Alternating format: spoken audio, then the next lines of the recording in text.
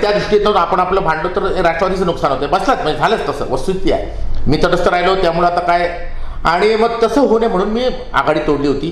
आणि तसं होऊ नये, राष्ट्रवादीचं चांगलं व्हावं, आपल्या देखील राहावी म्हणून, आपल्या घरातलं वाद अजून वाढू नये म्हणून मी शेवटी मोठ्या भावासारखा म्हणून आज मी निर्णय घेतला आणि मी त्यांना परवा पाठिंबा दिलेला आहे. मी माझ्याकडून केले, मी म्हणजे तुम्ही जे म्हणता ते होईल का, म्हणजे माझ्याकडून सकारात्मक पाऊल नाही, 100% मी निर्णय घेतला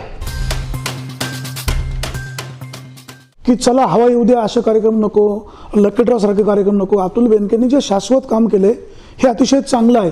अतुल बेनके यांना गोंजारताना विद्यमान आमदार शरददादा सोनवणे आणि विद्यमान जिल्हा परिषद गटनेते आशाताई बुचके यांच्यावर पण तुम्ही काही अंशी ताशिरे ओढलेत.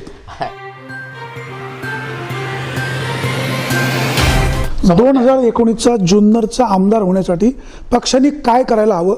सध्या जे काही चाललंय ते अलबेल आहे का? मी आता सभापतीच आहे. रघुनाथ लेंडे तुमचे जुने मित्र होते. भविष्य काळामध्ये सुद्धा तुमच्या दोघातली मैत्री व्हावी जेणेकरून पक्षाला पण चांगला फायदा होईल. आपली सकारात्मक भूमिका काय असेल?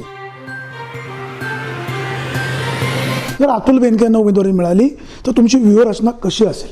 नाही, आता तो आमचा पक्षीय प्रकार आहे. व्यूहरचना कशी असेल हे सांगता येत नाही. हे मुलाखती सांगण्याचं नाही, आम्ही कसं असेल हे जाहीर बोलण्याचं नाही, आम्ही आमचं ठरवू. म्हणजे अतुल बेनकेंना जर उमेदवारी मिळाली तुम्ही प्रचार प्रमुख असाल? 100%. ज्या अर्थी मी सांगतो तिथं 100%. जुन्नरचे आमदार शरद सोनवणे यांच्याबरोबर संबंध आहे. तुम्ही अतुल बेनकेंचं प्रचार प्रमुख म्हणून काम करणार आहे. ह्या मैत्रीमध्ये काही अंश दुरावा असं आहे, ती मैत्री वैयक्तिक मैत्री आली. माजी आमदार वल्लभशेठ बेनके आदरणीय सगळ्यांचं श्रद्धास्थान आहे. त्यांच्यावर विद्यमान आमदार अनेकदा टीका करतात. कुठेतरी राजकारणाचा टक्का घसरतोय किंवा अतुल शेठ बेनके सुद्धा विद्यमान आमदारांवर टीका करताना कुठेतरी टीका वेगळ्या दिशेने चालते. तालुक्याची राजकीय दिशा किंवा ह्या टीका टिप्पणी भविष्य काळामध्ये अडचणीची पण होईल असं वाटतंय. तुम्ही कसं पाहता?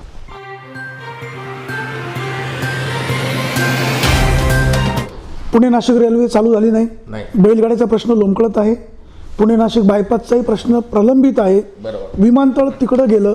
हे प्रश्न सगळे अडचणीचे जैसे ते आहेत. तुमची सगळ्या पक्षांची मैत्री आहे.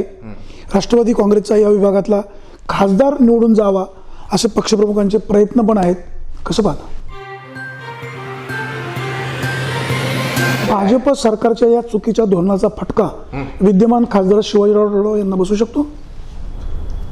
त्याचा अर्थ असा आहे, कसं आहे, परत तुम्हाला म्हटलं तसं त्यांचा भाजपचं नाही. तुम्ही आता मागाशी म्हणाले पुणे नाशिक रेल्वे हा किरकोळ विषय आहे, बैलगाड्याचा विषय तसाही किरकोळ आहे. विषयापुढे अगदी अगदी मग जर मोदींचे हे चुकीचे निर्णय झाले म्हणजे नव्हे, या विषयापुढे मान्य हा सगळा देश यामुळे त्रस्त झालाय. मग ह्या सगळ्या फार गंभीर आहे. मोदी साहेबांच्या चुकीच्या गोष्टींचा फटका विद्यमान खासदारांना बसू शकतो? असं आहे, ते खासदारकीचं कसं आहे तो विषय वेगळा आला.